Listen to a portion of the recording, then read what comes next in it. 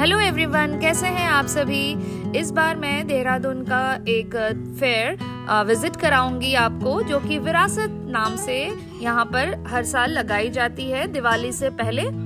Ceramic products जो लेकर आए थे, वहाँ पर मुझे एक यूनिक चीज दिखाई पड़ी, प्लेट होल्डर, जो कि सिरामिक के ही बने हुए थे।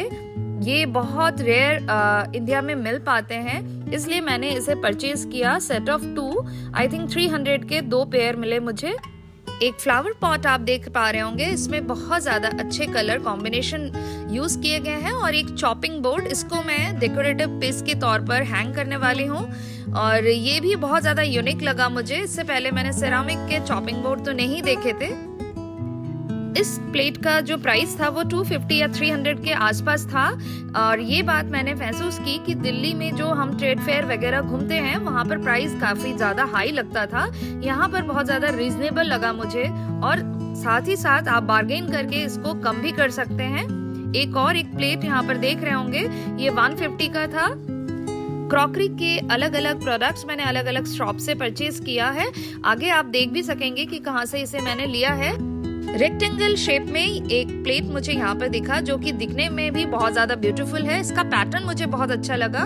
बाहर से जो ब्लू स्ट्रिप्स हैं वो बहुत ज्यादा यूनिक बना रही है इस प्लेट को, और ये बहुत ज्यादा हैंडी भी लगा और ड्यूरेबल भी लगा। ये ट्रेड फेयर देहरादून में ONGC के आसपास एक ग्राउंड है, जहाँ पर हर साल यहाँ पर ये ट्रेड फेयर लगाया जाता है, डॉक्टर अंबेडकर स्पोर्ट्स स्टेडियम में।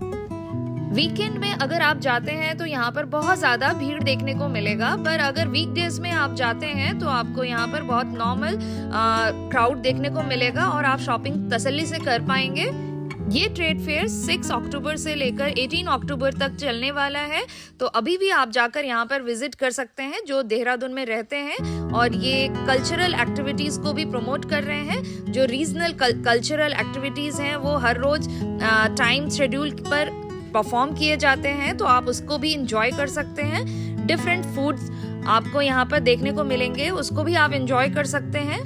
आगे दिसंबर में क्रिसमस भी आने वाला है। क्रिसमस से रिलेटेड बहुत सारी चीजें यहाँ पर मिल रही थी एक स्टॉल में, और ये बहुत ज्यादा अच्छे थे और यूनिक भी थे।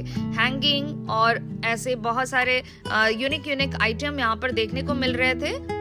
मैंने यहाँ से आउल का सेटअप 2 ये परचेज किया है 300 में, और ये बहुत ज्यादा ब्राइट कलर की वजह से बहुत सुंदर दिखाई पड़ रहे थे।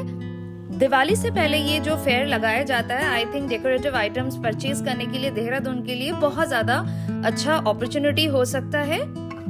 इस तरह के फेयर बहुत सारे सिटीज में अब लगने लगे हैं, तो आपको हर एक जगह के जो स्पेशल चीजें हैं, जो कि हर शहर में अब अवेलेबल होने लगे हैं इन मेले के थ्रू। लेदर के प्रोडक्ट्स भी यहाँ पर एक शॉप पे दिखाई पड़ा। साड़ियों की बहुत सारी वैरायटी और सूट के बहुत सारे पीसेस यहाँ पर देखने को मिल रहे थे, और बहुत अच्छे प्राइस में मिले। अगर आपको बार्गेनिंग करने आता है तो आप इसको बहुत अच्छे रेट में परचेज कर सकते हैं। 2500 के सूट वगैरह जो आप 1300-1400 में आराम से परचेज कर सकते हैं। साड़ियाँ जो आपको 2500-3000 में मिल रही हैं, वो भी आपको 1800-1900 में मिल जाएंगे। और 5000-6000 की जो साड़ियाँ हैं वो भी 4000 के करीब आई थिंक आप ले सकते हैं यहाँ पर जाकर। और शुरू में अगर आप जाएंगे तो इनके पास बहुत ज़्यादा वैरायटी होती है, लेकिन धीरे धीरे जैसे मेले का टाइम कम होता जाएगा तो ऑप्शन बहुत कम हो जाते हैं, पर प्राइस ड्रॉप नो डाउट होता ही होता है। ब्रास से रिलेटेड अगर कुछ प्रोडक्ट्स दिवाली पे आप परचेज करना चाहते हैं तो ऐसे 2-3 शॉप आपको इस मेले में मिल जाएंगे। फर्नीचर से रिलेटेड भी यहाँ पर बहुत सारे यूनिक आइटम देखने को मिले। आई थिंक ये राजस्थान से आए हुए थे, और बहुत सुंदर वुडन वर्क पे, ये मेटल वर्क के साथ, टाइल वर्क के साथ देखने को मिला। जैसे कि ये डाइनिंग टेबल बहुत ज्यादा यूनिक था। ऑब्वियसली बात है कि कॉस्टली भी होगा, बट ये एकदम यूनिक दिखाई पड़े। एक और शॉप दिखाई पड़ा जो कि ग्लास वर्क में ऐसे वासेस मिल रहे थे दिवाली पे डेकोर करने के लिए, ऐसे कैंडल होल्डर के तौर पर। ये बहुत ज़्यादा डिमांडिंग है इस शॉप पे, क्योंकि इनकी प्राइस बहुत रिजनेबल है, और बहुत अच्छे यूनिक चीज़ें यहाँ पर देखने को मिली। जैसे ये क्ले पॉट्स, साथ में इसमें जो थ्रेड वर्क किया गया है, ये बहुत ज़्यादा यूनिक लग रहे थे। यहाँ से मैंने एक स्टैंड परचेज किया 250 के करीब, और मुझे अपने जार को हैंग करने के लिए या होल्ड करने के लिए चाहिए था, और ये बहुत अच्छी क्वालिटी का था। आई थिंक अगर ऑनलाइन परचेज करते तो ये बहुत ज़्यादा कॉस्टली मिलता मुझे। ये स्टैंड एक वास के साथ आ रहा था, ग्लास वास के साथ। मैंने उसके साथ प्राइस नहीं पता किया। आप चाहें तो इस तरह के वास जाकर वहाँ से खरीद सकते हैं। और यहाँ पर डोकरा आर्ट का एक स्टॉल लगा हुआ था, इसमें भी बहुत सुंदर सुंदर चीज़ें रखी हुई थी। इवन ज्वेलरी भी यहाँ पर साथ में देखने को मिल रहा था। और डोकरा आर्ट में जो ब्रास यूज़ किया जाता है रिलेटिवली नॉर्मल ब्रास से ज़्यादा अच्छी क्वालिटी का होता है। यहाँ पर कुछ कैंडल्स मिल रहे थे हैंगिंग, ऐसे वॉल पर आप डेकोरेशन कर सकते हैं। आप दिवाली पर यूज कर सकते हैं इस तरह के हैंगिंग्स। ये उड़ीसा से आए हुए थे और क्लॉथ में इवन बैम्बू पर बने हुए नाइट लैम्प्स वगैरह यहाँ पर हैंगिंग लैम्प्स भी दिखाई पड़े। और यहाँ पर ड्राई फ्लावर से रिलेटेड और एक और स्टॉल था जो कि ईरान से आई थिंक आए हुए थे सेरामिक प्रोडक्ट्स को लेकर, पर इनके प्रोडक्ट्स बहुत ज्यादा कॉस्टली लगे मुझे। एक और स्टॉल जहाँ पर ग्लास से ही बने हुए कुछ डेकोरेटिव आइटम्स मिल रहे थे और इनमें जो है ग्लिटरी जैसा शाइनिंग दिखाई पड़ रहा था। एक और शॉप जहाँ पर आप देखिए और सारे फ्लावर पॉट दिखाई पड़ रहे हैं। ये पॉट्स आपको नॉर्मली हर शहर में मिल जाएंगे, ये बहुत ज्यादा यूनिक नहीं थे। यहाँ पर कल्चरल एक्टिविटीज परफॉर्म करने के लिए एक स्टेज भी बनाया गया था। यहाँ पर बैकग्राउंड में म्यूजिक आपको सुनाई भी देता है और अच्छा भी लगता है। शॉपिंग करते वक्त इस तरह से ट्रेडिशनल म्यूजिक कानों में पड़ते रहते हैं और आपको पसंद है तो आप बैठकर आराम से एंजॉय कर सकते हैं। इस मेले में मैंने देखा कि सलवार समीज से रिलेटेड या साड़ी बहुत अच्छे वैरायटी में देखने को मिल रहे थे और रीजनेबल रेट में, तो आपको बहुत अच्छा ऑप्शन मिल सकता है। अगर आपको ट्रेडिशनल क्लॉथ्स के चीज़ें अगर पसंद हैं, सिंथेटिक नहीं पसंद है, हैंडमेडेड चीज़ें पसंद है, तो आपको यहाँ पर जाकर बहुत अच्छा लगेगा क्योंकि बिल्कुल यूनिक चीज़ें सेमी सिल्क, सिल्क में भी दोनों ही चीज़ों में आपको मिल जाएंगे। इवन गुजराती चीज़ भी यहाँ पर मिल रही थी। साड़ी एक बहुत अच्छा लगा था मुझे यहाँ पर। विंटर के बहुत ज़्यादा प्रोडक्ट्स यहाँ पर अभी नहीं दिख रहे थे। कश्मीर से आए हुए कुछ सूट्स और कुछ गुजराती जैकेट्स देखने को मिले यहाँ पर। ऐसे ही ज्वेलरी से रिलेटेड एक स्टॉल दिखा जहाँ पर अच्छे खासे क्वालिटेटिव ज्वेलरी दिखाई पड़ रहे थे। इनकी प्राइस थोड़ी सी हाई थी पर अच्छे क्वालिटी के थे ये। राजस्थानी ज्वेलरी की बात ही कुछ अलग होती है। अगर आप दिवाली पर इस तरह की ज्वेलरी परचेज करना चाहते हैं तो आपको जरूर से ये विजिट करना चाहिए स्टॉल। हैंडमेडेड कुछ ऐसे हैंगिंग भी मिल रहे थे जैसे कि गुजरात और राजस्थान से जनरली देखने को मिलते हैं, पर ये थोड़े से डिफरेंट थे और इसमें जो कलर कॉम्बिनेशन इस्तेमाल में किए गए थे ये मुझे बहुत ज़्यादा अच्छा लगा।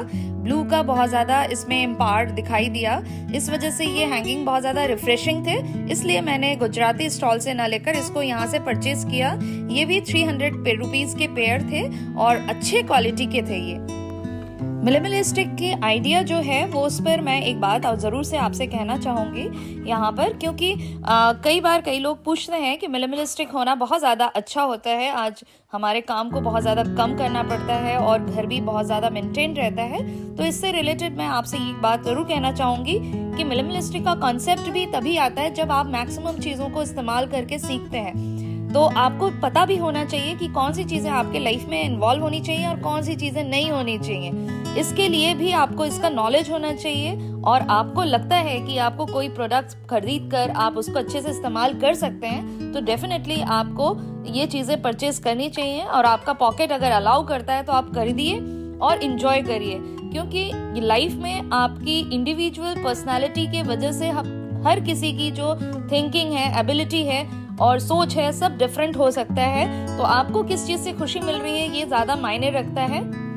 और सच बात आपके साथ शेयर करना चाहती हूँ कि जितना ज़्यादा आपके पास वर्क होगा आप वर्क को डिवीजन कर पाएंगे और आपकी प्लानिंग बहुत ज़्यादा मजबूत हो जाती है और आपके काम कैसे कैसे परफॉर्म होते जाएंगे आपको पता भी नहीं चलेगा। इसलिए चीज़ों को अगर आप ऑर्गेनाइज करना सीखते हैं तो तभी सीख पाते हैं जब चीज़ें आपके पास हैं, चीज़ों को किस तरह से सेटल करना है। अगर आप उनसे बचेंगे तो कभी भी आप इन चीज़ों को अपने लाइफ में इम्प्लीमेंट नहीं कर पाएंगे और आप डरेंगे किसी नई चीज़ को इम्प्लीमेंट करने के लिए। तो इस चीज से आप बाहर निकलिए, अपनी क्रिएटिविटी को ज्यादा बढ़ावा दीजिए, चाहे किसी भी आइडिया में। अगर आप एक पेंटर से पूछेंगे कि उसको अगर पेंटिंग कम से कम करना पड़े तो वो बिल्कुल वो काम करना पसंद नहीं करेगा। ठीक ऐसी ही बात है, अगर आपको घर सजाना पसंद है तो आपको इस तरह रिलेटेड चीजें आपको खरीदना ही पड़ेगा। यहाँ पर देखिए सेरामिक के बहुत सारे ऐसे छोटे छोटे स्टॉल लगे हुए थे। इन चीज़ों में से आप अपने पसंद की चीज़ें परचेज करिए और बहुत ज़्यादा रिजनेबल रेट पे आपको मिलेंगे। कुछ जगह फिक्स भी रहा प्राइस, लेकिन आपको डेफिनेटली वर्थ लगेगा और थोड़े से जगह में से आप अच्छी चीज़ें परचेज कर सकेंगे। यहाँ पर आपको एक वुडन स्टॉल दिखाई पड़ रहा होगा। ये हमारे ट्रेडिशन और हमारे ऑथेंटिक आर्टिशियंस के द्वारा बनाए गए हैं और ये प्रोडक्ट साउथ में बहुत ज़्यादा इस्तेमाल में लिए जाते हैं। अगर आप नए घर में जा रहे हैं तो इस तरह के पैनल्स वगैरह बहुत अच्छे लगेंगे। अगर कोई कॉर्नर डेवलप करना चाहते हैं एस्थेटिक सेंस को डेवलप करते हुए कुछ ट्रेडिशनल कॉर्नर, तो आपको वहाँ पर इस तरह के पैनल बहुत सुंदर लगेंगे अगर आप उसको इम्प्लीमेंट करते हैं। किसी भी इकोनॉमी को ग्रो करने के लिए हमारे हैंडलूम इंडस्ट्रीज का बहुत ज़्यादा रोल रहता है और ऐसे में हमारे जो लोकल आर्टिशियंस हैं उनको बहुत ज़्यादा प्रमोट करने की आवश्यकता है गवर्नमेंट के लिए। मैंने ये महसूस किया है कि पिछले कुछ सालों में इसमें बहुत ज़्यादा चेंज आया है, वरना बहुत सारे लोगों को पता ही नहीं था अपने ही ट्रेडिशन की पुरानी चीज़ों के बारे में कि जो कि बहुत ज़्यादा वैल्यूएबल है। आप ब्रास से बनी हुई चीज़ों को देखिए, ये आपको लग रहा है आज के आर्टिसंस के द्वारा बनाए गए हैं, पर ये डिज़ाइनिंग जो है वो बहुत सालों पुरानी है और ये डिज़ाइनिंग्स हमेशा ही नए लगते हैं जब भी आप इसको देखते हैं। तो इस तरह की चीज़ें आपको अपने घर में ज़रूर से रखनी चाहिए जो कि दूसरों को भी इंस्पायर करती हैं। यहाँ पर और एक शॉप आपको दिखाना चाहती हूँ जो कि बाहर से आए हुए आर्टिशियंस लेकर आए थे और ये मार्बल के बने हुए कुछ डेकोरेटिव आइटम्स हैं और बड़े बड़े फ्लावर पॉट्स और ऐसे आर्टिफैक्ट्स जो कि यहाँ पे रखे हुए थे। इससे रिलेटेड मैंने ट्रेड फेयर से दिल्ली में जब ये लगा था तब भी वो ऐसे स्टॉल लेकर आते थे। वहाँ से मैंने एक मोटल और पेस्टल लिया था, अब जाकर वो टूट गया है। हालांकि वो बहुत ज़्यादा मजबूत नहीं लगे मुझे, पर देखने में बहुत ज़्यादा ब्यूटीफुल है। इसी तरह से और एक स्टॉल यहाँ पर देख सकते हैं आप। वॉल हैंगिंग अगर दिवाली पे लगाना चाहते हैं तो ये स्टॉल भी आप जाकर चेक कर सकते हैं। यहाँ पर मैंने कुछ सूट परचेज किए हैं जिसको मैंने आपके साथ शेयर भी किया है। यहाँ पर एक दो सूट मैंने परचेज किया जो कि मुझे रिजनेबल रेट का लगा। हाँ, डेफिनेटली इसको बनाने के लिए और ज़्यादा अभी खर्च करने पड़ेंगे, पर ये जो क्वालिटी है वो डेफिनेटली बहुत अच्छी है। यहाँ पर जितने भी सूट आप देख रहे हैं वो सेमी सिल्क में बने हुए हैं और बनारस से आए हुए आर्टिशियंस ने ये बनाए हैं।